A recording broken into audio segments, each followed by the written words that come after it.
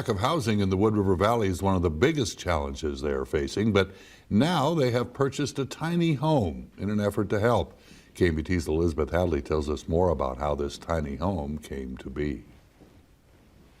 Behind the Hailey Fire Department sits this new tiny home. City Council for 2 years in a row now has allocated $500,000 to a housing capital fund because we're in a tremendous housing crunch in this valley, and particularly here in Hailey. And one of the ideas that they had was to purchase a tiny home. And so the $125,000 tiny home was placed behind the Hailey Fire Department and is now housing a city employee. He's a full-time employee with the city already in the street department, and we are currently working on getting him started back up as a volunteer firefighter for the Hailey Fire Department. The goal of this new tiny home is to help the city employees of Hailey to have somewhere affordable to live. They do have to pay a modest rent to live in the tiny home, but they can stay as long as they need. The tiny home is also portable and could be moved in the future if need be.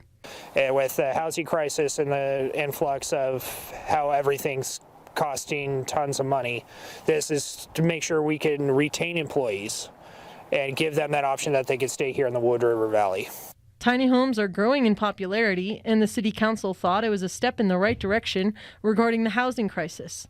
This tiny home includes water, sewer, heat, and air conditioning.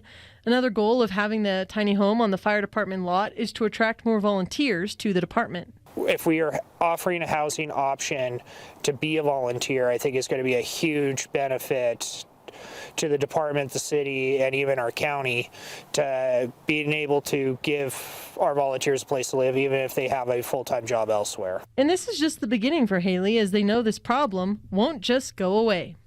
We've talked about buying another one because we have more property over there, so we could put one there.